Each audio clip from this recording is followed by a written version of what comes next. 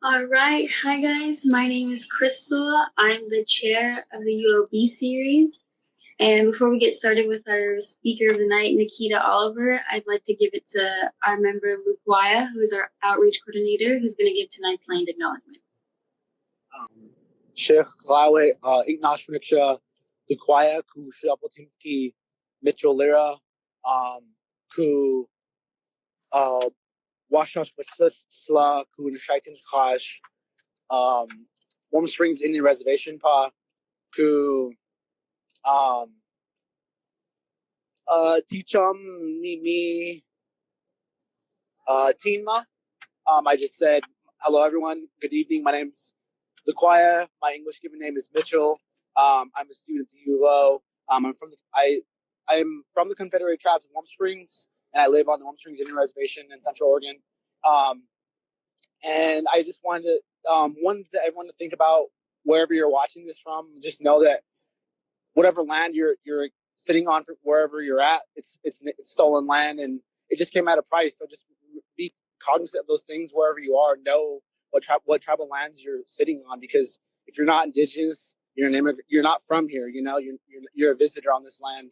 And so even me as an indigenous person, when I go to other places in the U.S. and other places in the world, I need to know. I also have the same accountability and understanding what land I'm occupying as well when I'm a visitor in lands that aren't my own homeland. So I just challenge everyone to think about that tonight. And I'm going to hand it back to Crystal. Enjoy the presentation, everyone. All right. Thank you, Lukwaya. And now I will request our speaker, Nikita.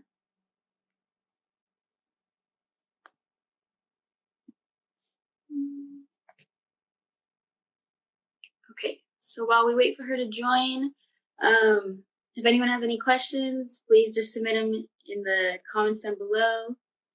So, Nikkita Oliver is a Seattle-based creative community organizer, abolitionist, educator, and attorney working at the intersections of arts, law, education, and community organizing. Nikita strives to create experiences that draw us closer to our humanity and invites us to imagine what we hope to see in the future. She's the co-executive director of Creative Justice, an arts-based alternative to incarceration. So, Nikita, the floor is yours. Thank you so much for having me. My name is Nikkita Oliver, and I use they, them pronouns. And I first want to follow the example of our loved one who did the land acknowledgement. And I want to acknowledge I'm here on Duwamish land in the coastal Salish territories. This is unceded land, it's unceded territory, and it's just, I can't emphasize enough how important it is for all of us to know whose land we're on and know the stories, get connected with the organizing. Some of the tribes around in our area are the Suquamish, Duwamish, Tulalip, Muckleshoot, Nisqually, Puyallup. And so it's so important, to plug in. And when we think about MLK Day, and I'm going to talk about being radical and being justice. Part of being radical, part of being justice is building that knowledge, is getting to know whose land we are on, the history, the stories, and what we can do to be a part of setting things right, of making things just. I'm going to start with a poem because I'm a poet. And it's a piece from a song that I wrote with one of my dear loved ones, Rel Be Free. And the name of the song is Nia. Yes, Abolition is mutual aid. I just saw y'all say land back. Give land back and pay the fee, y'all. We need to return land and pay reparations. That's true. Pay attention to the comments. But I want to share a piece because I deeply believe in setting the stage with our art and with our creativity. And part of being radical, part of justice is being able to even imagine that so we can then manifest it. So this song is called Nia. I'm going to just spit the first verse. The Nia is one of the 7 days of Kwanzaa, and it means purpose. And so I really believe in being radical, being about justice, but doing it with purpose, knowing why, understanding the context, having analysis, being rooted in community. So I'm going to start with this piece. Sometimes it's so confusing living in between. pushing up against what's unseen while it punches me. Though my purpose goes beyond floating like a butterfly and stinging like a bee, I know it's hard to see. Warrior blood on the ground, rolls of concrete, tear up these streets, our greatest power being naturally. As we are who we be, grow with purpose, we build and we grow. For the children we owe, a world we don't know, but for the seeds that we sow, and the tears that we cry, water the lost souls of time, reclaiming, reroot in what we know is truth. The blacker the berry, the sweeter the juice. Pull from inside more than our skin, it's the culture and vibe. We on a quest. We come from a tribe. Our hope won't subside. We are the moon and the tide. We ebb and we float for the purpose of life. It's to love and be loved, to love and be loved, to love and be loved, to love and be loved. Thank you. I'm so excited to spend some time with y'all talking about justice. And for me, love and justice are two things that are deeply interrelated. You cannot have justice without love, because justice is just us being just us, and without us, there is no justice. And we have to understand that justice is what love looks like in public. Shout out to Cornell West, because I didn't come up with that. And so I really want to deeply root the work that I do, the justice work that I do in partnership with so many other people, in love, about love of self and love of other people. Angela Davis is really who grounds the work that I do in this idea of being radical. She said that radical means to get to the root. And when I think about getting to the root, I understand it to be about getting to the bottom of something, or understanding the root cause. What really is making that thing happen? And when we talk about societal issues, we often tend to go for the symptoms of the issue rather than addressing the actual root cause, rather than addressing the actual illness that is making us sick in the first place. So I do a lot of work in the world of prison and police abolition. And oftentimes people will be like, well, what will we do about crime? And my question to that really is, what will we do about poverty? What will we do about racism? What will we do about white supremacy? What will we do about capitalism? Because many of the things that we consider to be crimes, many of the things that we arrest and prosecute people for, are actually underneath all of that are the societal problems that we have allowed to persist. Angela Davis also teaches us that we use prisons to disappear away social problems and people we deem undesirable, rather than finding ways of addressing those social issues. She also points us to understand that police, we use them as a means of controlling people rather than figuring out how to care for people, care with people. And so when I think about Angela Davis and what it means to be radical, what it means to get to the root, I apply that to the work that I do around justice, around social issues, around addressing the root causes of the problems that we're dealing with in our society. But this today is also about understanding and think about the legacy of MLK. I want to start with a couple of quotes from the Reverend Dr. Martin that really cements some ideas for me. The first is, the evils of capitalism are as real as the evils of militarism and racism. The problems of racial injustice and economic injustice cannot be solved without a radical redistribution of political and economic power. He also said, we have deluded ourselves into believing that the myth that capitalism grew and prospered out of the Protestant ethic of hard work and sacrifice. The fact is that capitalism was built on the exploitation and suffering of Black slaves and continued to thrive on the exploitation of the poor, both Black and white, here and abroad. I want to share with y'all some of my personal story, because those quotes are powerful. They drive us to understand the intersections of racism, militarism, colonialism, settler colonialism, capitalism, racialized capitalism, and they push us to be willing to call out and dismantle those things within ourselves, within our communities, within the institutions that we live and we work, understanding that if we really want to get to a society that is truly just, we have to address those things that make our society unjust. And if there's anything that I learned in law school, is that the law and justice are not the same thing. So just because capitalism is something that is legal in our society does not make it just. Just because slavery was at one point in time, legal, but then we had to make it illegal, acknowledging that it was unjust. So the truth of the matter is laws are a construct.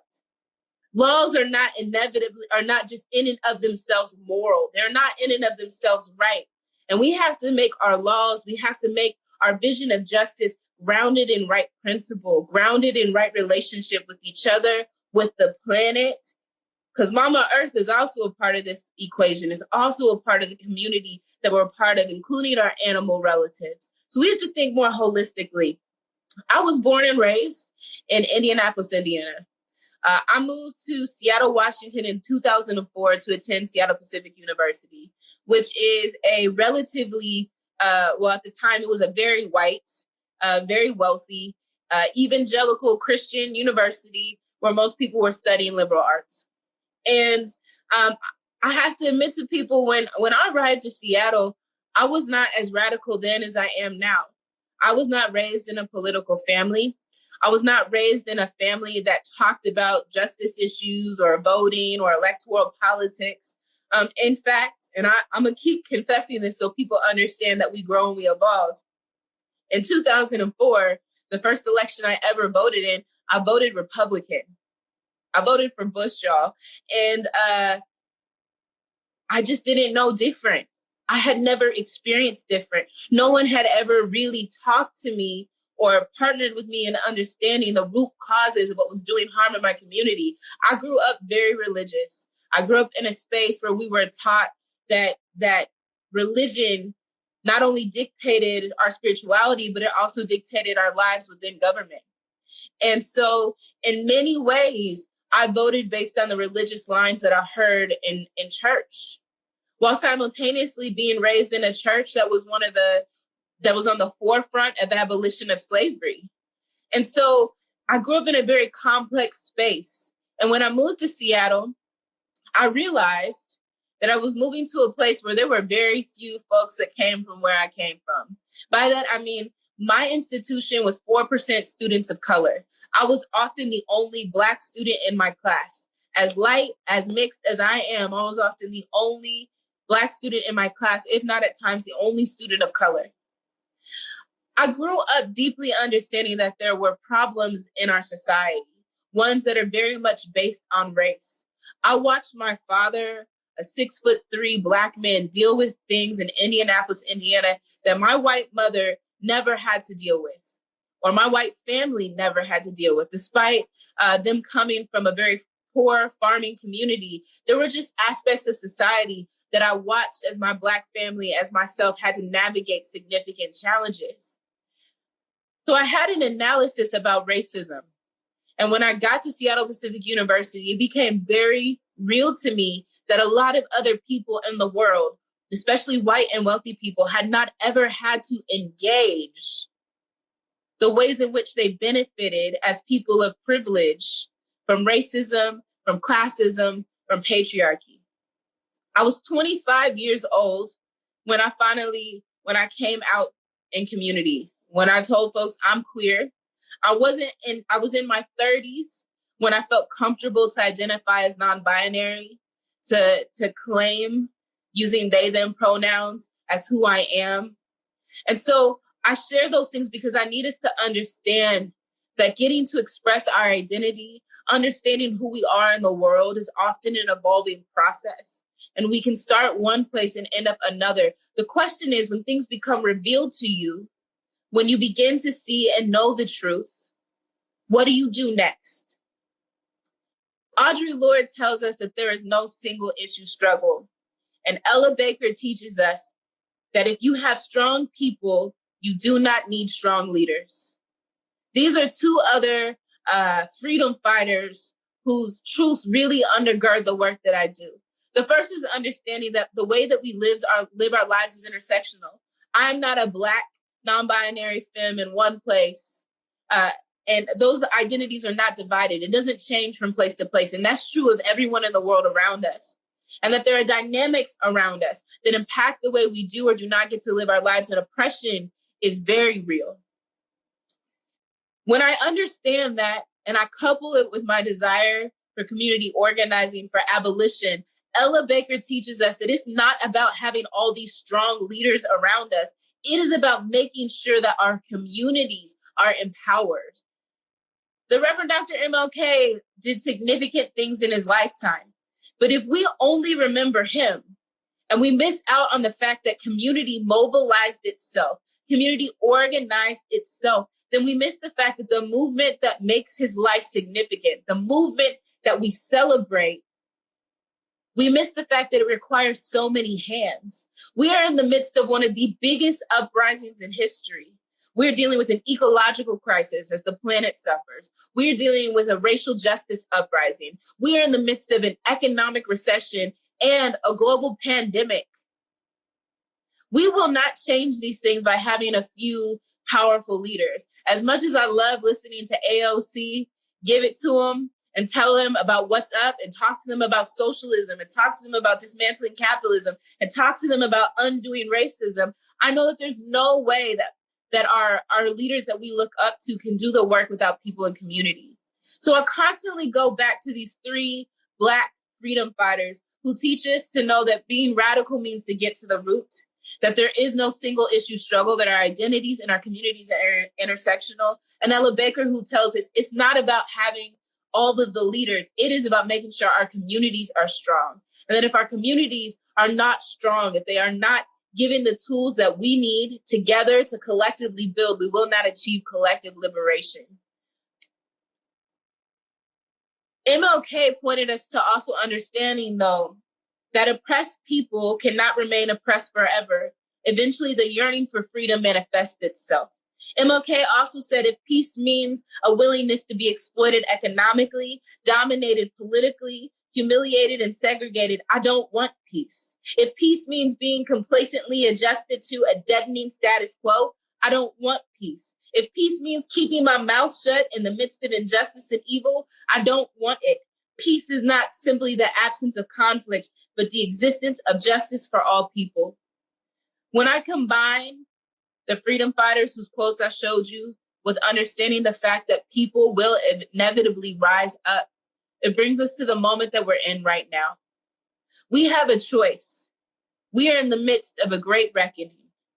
Will we choose to be about justice? Will we choose to be about getting to the root of things? Will we choose to be about actually reckoning with the white supremacist, genocidal history of this country? Or will we continue to neglect and hide that? Will we finally come to the understanding that capitalism is an exploitative system? It is a system that is intended to continue to take as much resource as it can from the planet, take as much labor as it can from workers, take as much as it can in terms of our time, our capacity, our land, our relationships together? Or will we figure out that there has to be a better economic system? There has to be a better way of caring for each other. There has to be a better way of showing compassion. Will we get comfortable with questioning systems that we have been taught to accept? For example, the defund movement across the United States in the last year has been incredible. But for me, defund is not the ends. Defunding the police is a means to an end. I desire, like so many abolitionists, to make policing obsolete. Well, how do we do that? We have to finally understand that it is not police that keep us safe. It is not prisons that keep us safe. It is us who keep us safe. And the way that we do that is figuring out how to serve and care for each other's needs. Imagine if instead of pouring millions of dollars a year, billions went into across the entire nation and to institutions of policing and prisons that are ineffective, models that have shown they cause more harm and trauma than help, that they do not heal. What if we poured those dollars into affordable housing, ensuring everyone had somewhere safe, accessible, healthy to live? What if we ensured that everyone had access to clean water? What if instead of pouring more money into fossil fuels, we poured money into green jobs?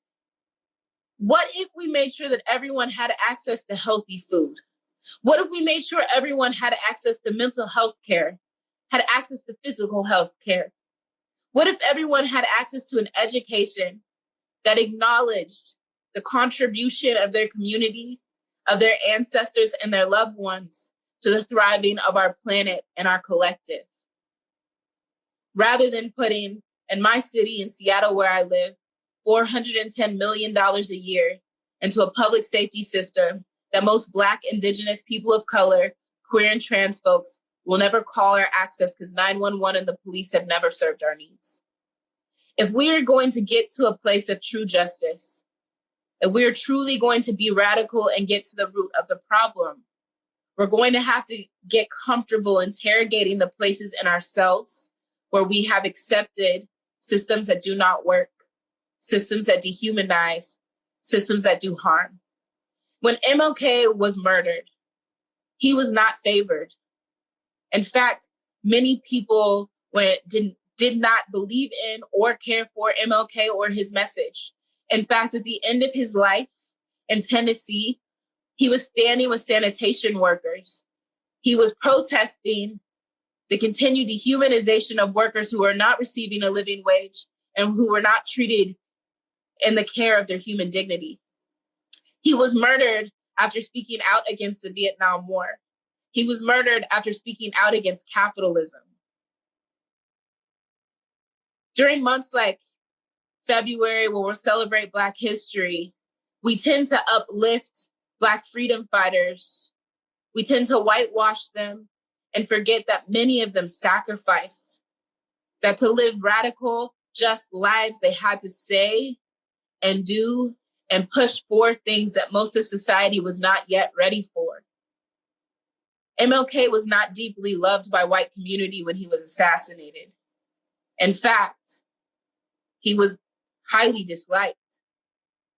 And today, rather than remembering that he was an anti-capitalist, he was an anti-racist, he was anti-war, we often speak passages that try to pacify movements and try to pacify uprisings, when really what we should be doing is reminding people that folks like MLK, folks like Audre Lorde, like Ella Baker, like Angela Davis, have had to walk through fire and hard places in order to say and do what was right, not necessarily for them personally, but for our collective liberation.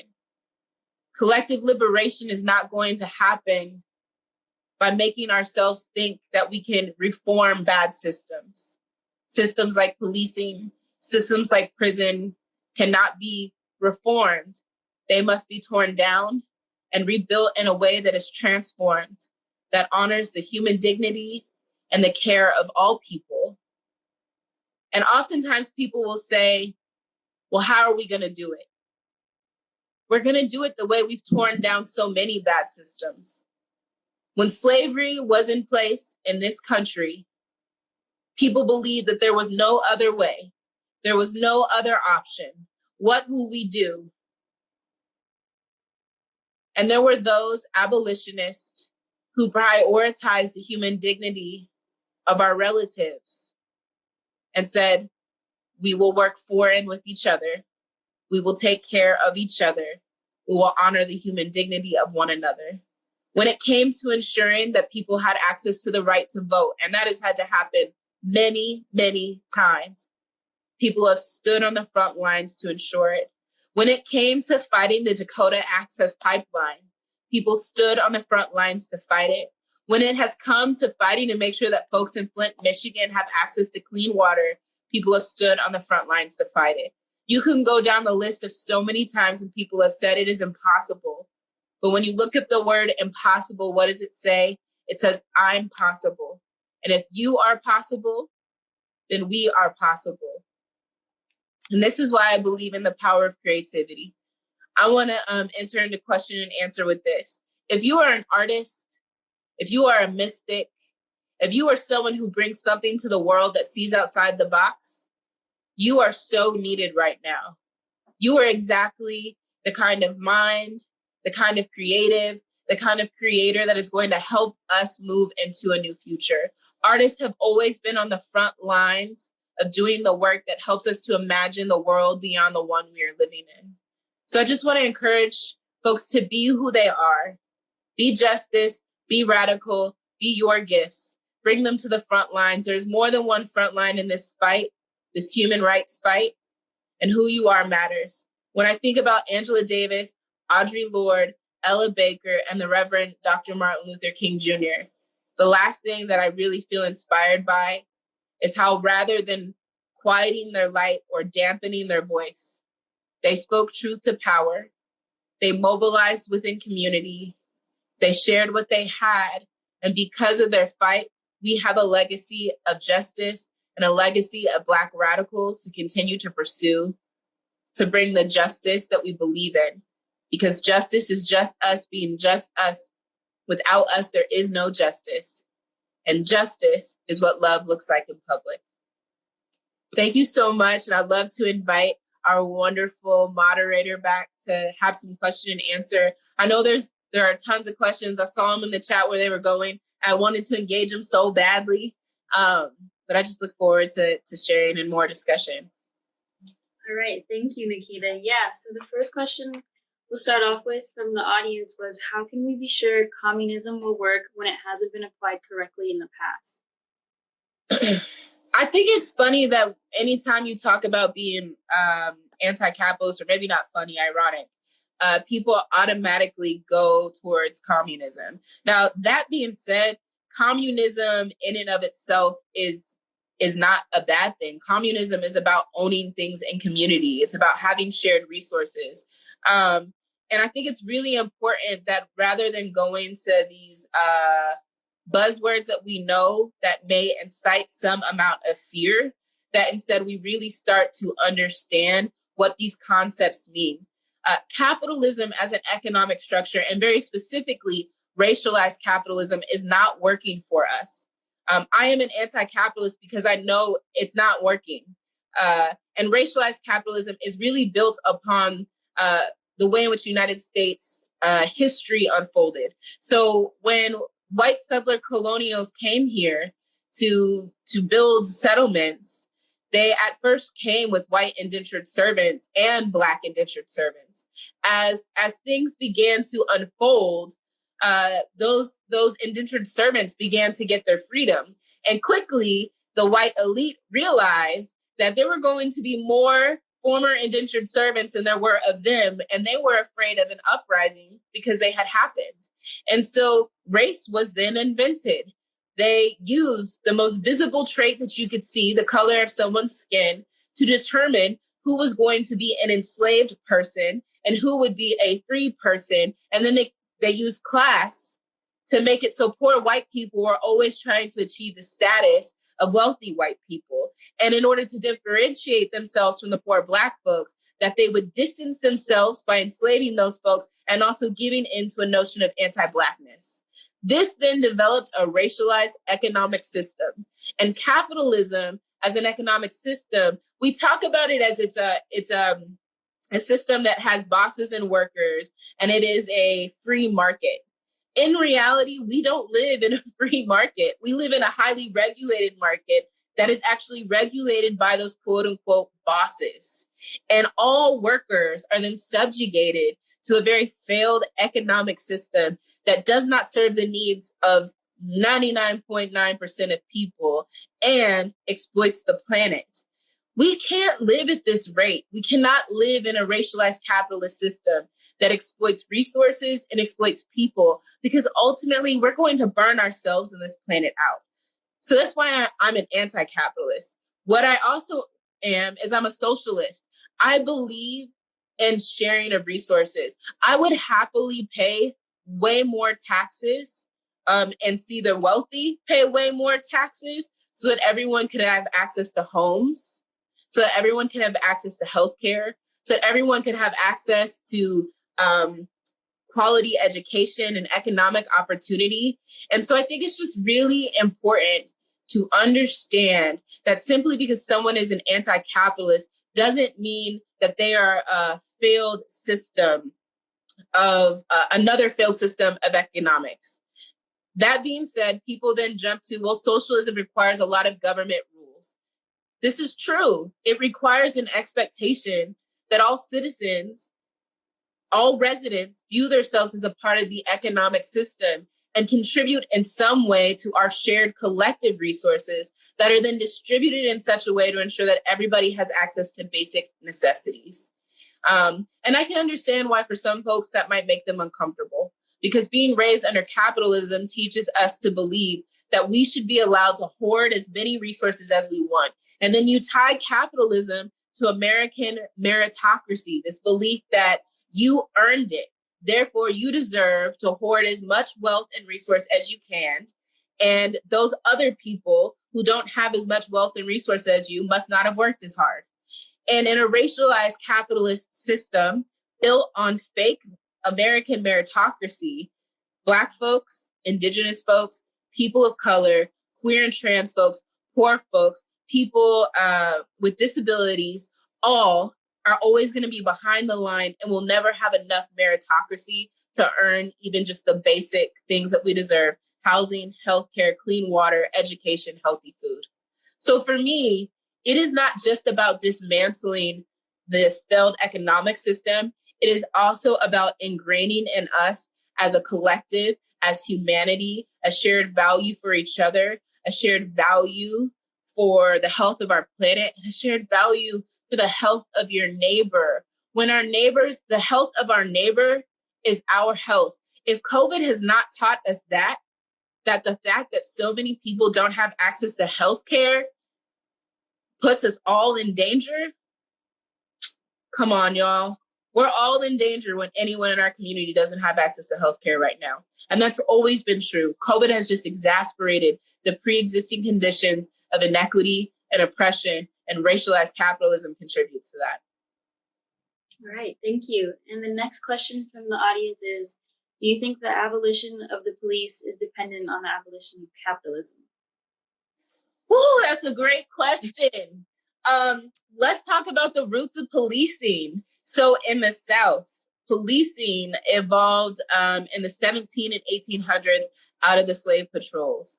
And in the North, the first municipality to have police used those police officers to squelch uprisings of workers who were fighting against bad wages, bad bosses, poor working conditions. So that really cemented the fact that the role of police in our society is social control and to protect property that typically belongs to the wealthy. So in order to effectively dismantle a system of control that is based in control for the purpose of protecting wealth and property, we are going to need, as MLK said, a radical redistribution of political and economic power. And without dismantling capitalism, I'm not sure we're going to achieve a radical redistribution of political and economic power. My goal when it comes to police and prisons is, how do we make them obsolete? And we make them obsolete by taking away the reasons that people ever have to interact with police and prisons in the first place. And in order to do that, we need a radical redistribution of political and economic power. And that's not going to happen under capitalism. That's not going to happen under white supremacy. And then another viewer asks, can you talk about why it's important and inspiring to work with youth? I love young people so much. Young people are literally, young people, they don't take shit. Like, if you're not authentic, if you're not genuine, young people are going to tell you about yourself. And I know a lot of educators for whom that is intimidating. They get bothered by it. And they feel their authority is challenged. When young people challenge me to be more authentic, or challenge me on things that I've said, it really pushes me to self-interrogate and then be more honest. When I first started teaching, one of the big community agreements in my classroom was, I will never ask you to do something that I myself have not done first. And young people would hold me to that. Like, if I gave an assignment that they just were not feeling, they'd be like, yo, Miss Nikita, but did you do this?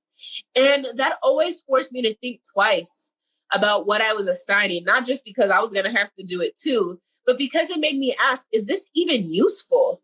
Like, is what I'm having these young people do in my classroom even useful? I also think young people are not yet fully enculturated into a society that has particular values and norms.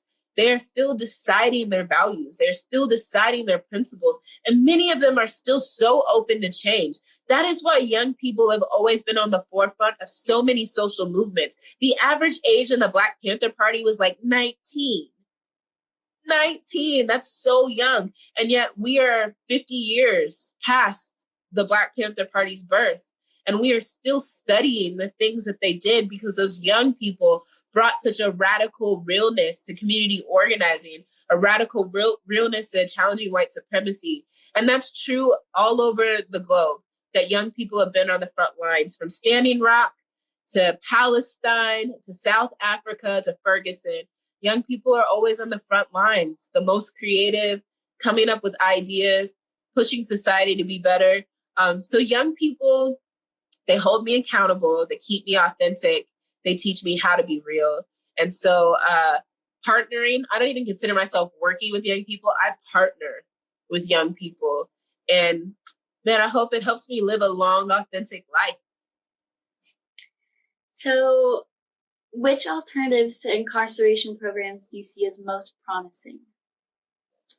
I mean, I'll start first by talking about where I work, because I love it. Creative justice is an arts-based healing and engaged space for young people. And we genuinely believe that art has the power to heal. It has the power to generate important conversations. It also has the power to change the world, to speak truth to power. And we first piloted this program as a diversion program. So every single young person that we partnered with was fighting a court case. What was wild when we started in 2015 was it only took one session before young people started bringing their friends and were like, yo, my friend don't have a court case, but I think they need to be here. And before you knew it, the program, I mean, just really blossomed. And it was because the youth told us it was useful and effective. And it was useful and effective because, one, it was about building community, not about punishing them. Two, we pay the youth. We pay them for their time. We pay them for their art because we recognize that a lot of young people make hard decisions because they are economically disenfranchised and dealing with systems of racial and gender oppression that are only going to further economically disenfranchise them. And three, collateral consequences are real. When young people have to walk through the world labeled as having a court case, labeled as having a record, their ability to move forward is severely hindered. And that's true of anyone who has had the collateral consequences of being court involved. And we got rid of that. I got to a point where I just started telling lawyers, I don't need to know what the charge is.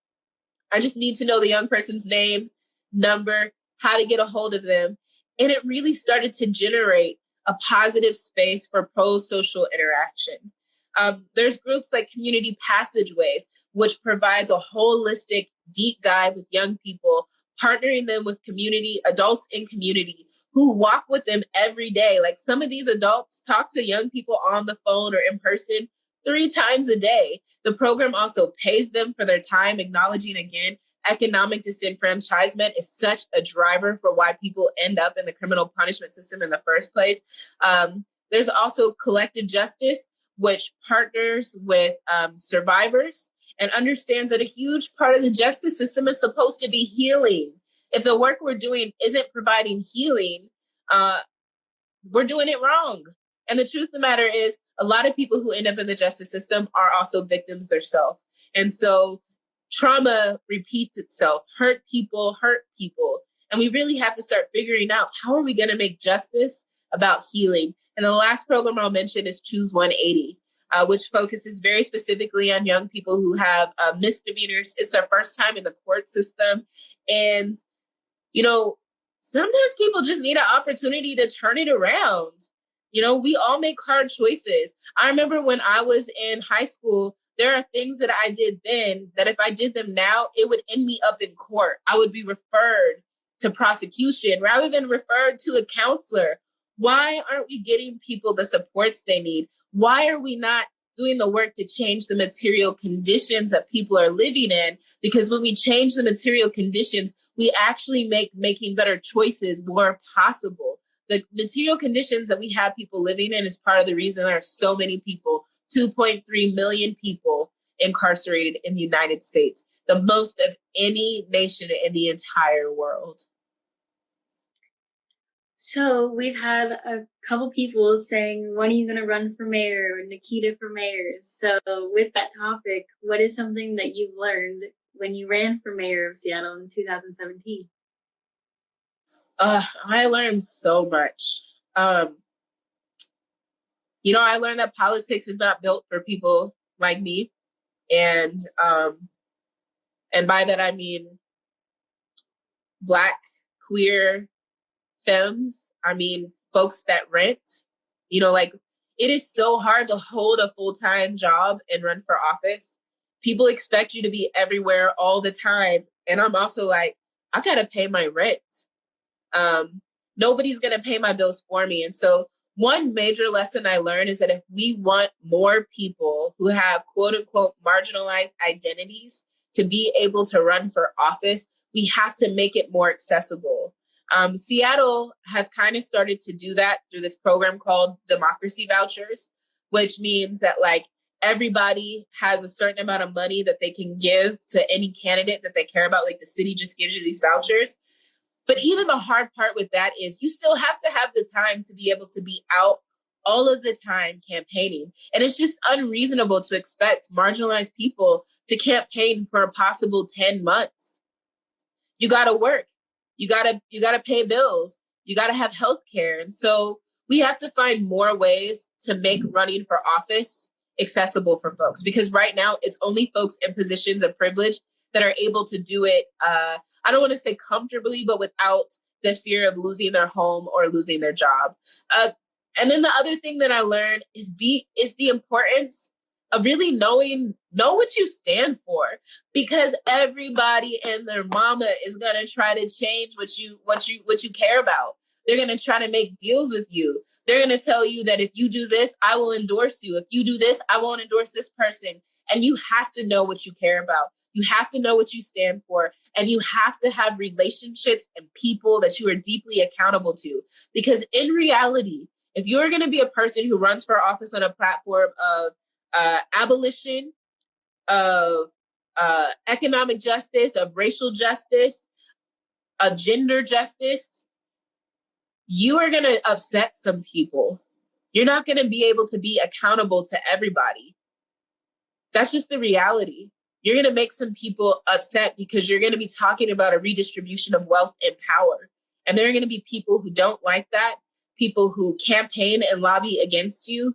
And you need to know exactly who you're accountable to, why, and what your principles and your values are. Because this system will do everything it can to sway you and to convince you to compromise. And people told me compromises are inevitable, but when you're campaigning, absolutely not.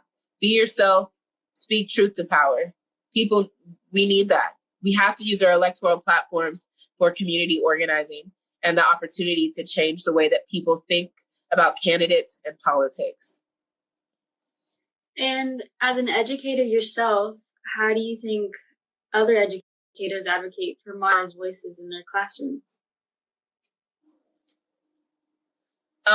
So there's this great book. I actually have it here,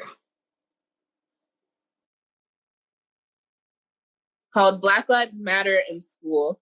It was edited by Denisha Jones and Jesse Hagopian.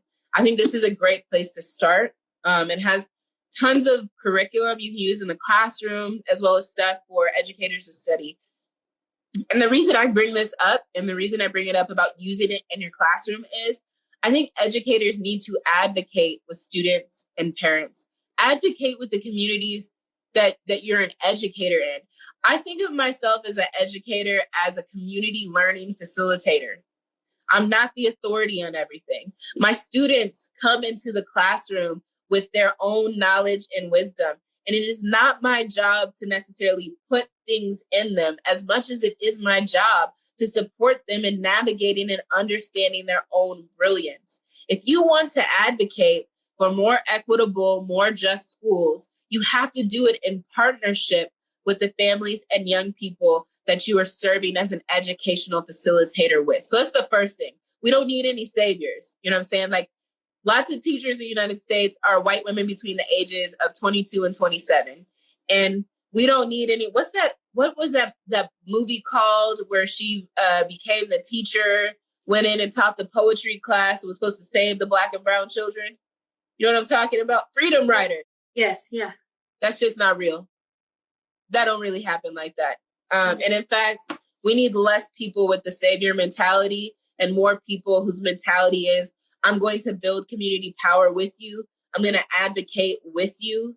I'm going to build with you. I'm going to listen with you. And then as we do the work, this policy work of changing the way education works, I'm going to do it with you. And sometimes, often, I'm going to get out of the way. If we, again, Ella Baker said, if you have strong people, you don't need strong leaders. And that really should be our goal, is to ensure that our young people have the supports they need to advocate for themselves. And that sometimes is going to mean that you rock the boat, you protect your students.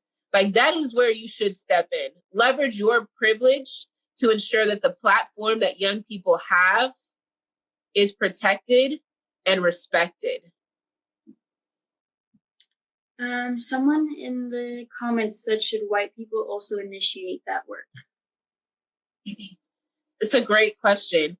I think white people should initiate that work with other white people from the perspective of addressing issues like white supremacy and racism. As a Black person, the one thing that is so exhausting for me at this point is having to say the same thing over and over again, especially to white moderates. Like, if you truly care about racial justice, we need white folks to be educating each other. And that includes educating white students.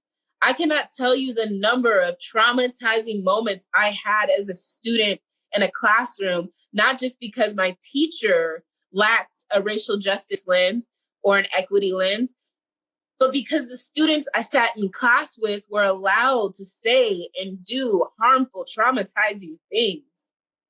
We really need educators to do their own internal work so they can get to the place that when that stuff happens in their classroom, they have the knowledge and the skill to check it, to stop that from happening right then and there, and to deal with parents that don't like it. We had an educator here in Seattle a few years ago who did, he was doing courageous conversations at his school. And it wasn't the students who got his job cut. It was the white parents who did not like the challenging conversations that he, as a white teacher, was bringing to a predominantly white school. And we really need white parents to check themselves in each other. And we really need white educators to check themselves in each other. And we really need y'all to make sure that when white students are saying and doing traumatizing stuff in the classroom, that you don't let that just slide, but you find it as an educational moment and you facilitate that work. So when white folks ask, what's my place in this work?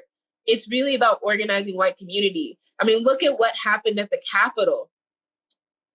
That wasn't like, I know that the news makes it sound like it was just poor white folks out rioting, but there were doctors, lawyers, police officers, firefighters out there in a very white supremacist riot.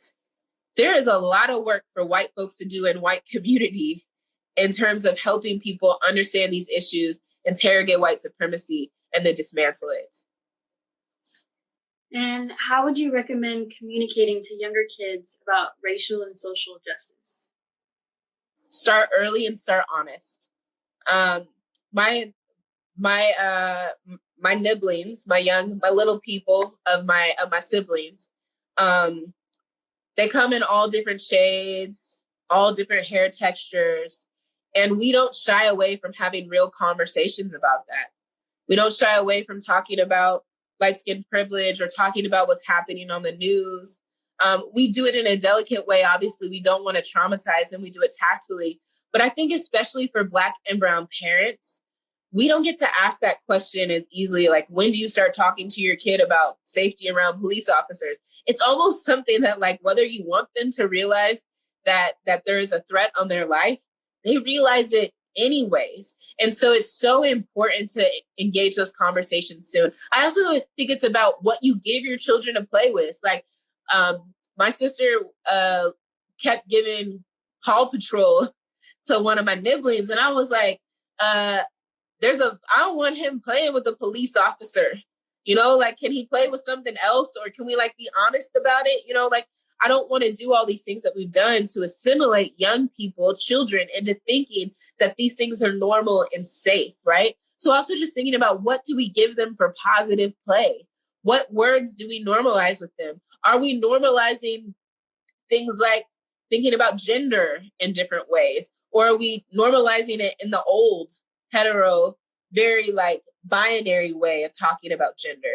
And so I think there's just simple ways that we can shift the way that we move, that without even having to have the traumatizing conversation with our young people, we just shift the way they think, because we're engaging material differently with them.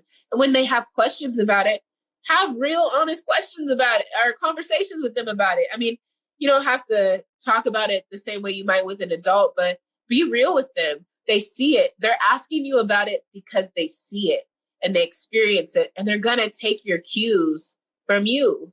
So what you engage and how you engage it, they're also going to engage, and they're going to engage it that way. Model the kind of engagement that you want to show. Those would be a few things. But also, I don't have babies yet.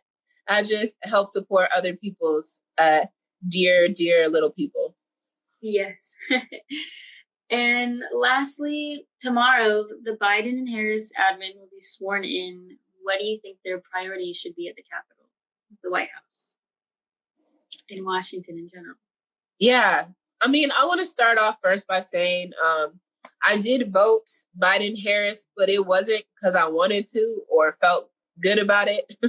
To be honest, I'm desperately desiring new ways of voting and thinking that actually honor my values and my principles. Now, that being said, we have seen a terrifying 4 years. We have experienced a terrifying 4 years, and that has awakened what has always been there. White supremacy is not new. Xenophobia is not new. Transphobia and homophobia, not new. Classism, not new. All of this has always been beneath the surface, and the Trump administration made it okay to be very bold and loud about it. And we can either be mad that that happened, or we can move forward and figure out how we're going to start to uproot and dismantle those things. And we have to acknowledge that while Biden and Harris might be better than the fascist Trump, for many people still living in the United States and many people abroad, Biden and Harris still represent all of the same stuff we were dealing with before Trump. People were still being murdered by police before Trump. Racism still existed before Trump. Children were still being prosecuted as adults before Trump.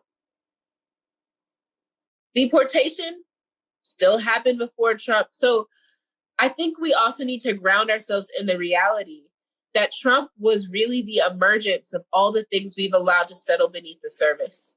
And Biden and Harris have risen up as politicians on the backs of many of those problematic and failed policies. Harris has been a prosecutor for a huge portion of her career. Biden supported laws that put many, many, many Black people in prison. And if we're not willing to acknowledge that and then hold them accountable for those things, we're not going to move forward. In fact, we're going to see a backlash in 4 years where more and more folks who share white supremacist notions rise up and try to have another white supremacist candidate in the White House. So we have a huge amount of work to do. So what I would encourage folks to be thinking about as we move into Inauguration Day is not celebration. I know people want to celebrate Trump is gone. What I want you to do instead is sit down, get reflective, Do some self-interrogation and ask yourself, how am I going to hold Biden and Harris? Folks, I'm guessing if you're watching this live stream and you listen to things that I said for the last hour, you probably voted in that direction. How am I going to hold these elected officials that I helped elect accountable? And how am I going to make sure that they do the work to ensure the last 4 years we saw never happens again? Because that's work we are still going to have to do. What is my commitment to making sure that our communities are safer, healthier, thriving, and better? And what is my contribution to that work? Exactly. Beautiful. Thank you.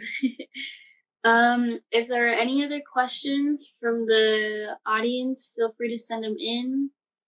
If not, I'd like to give a quick shout out to the B team, Natalie, our social media coordinator, Alice, logistics, Valerie, QFF coordinator, and Laquaya, outreach coordinator, and of course, Suzanne, our advisor.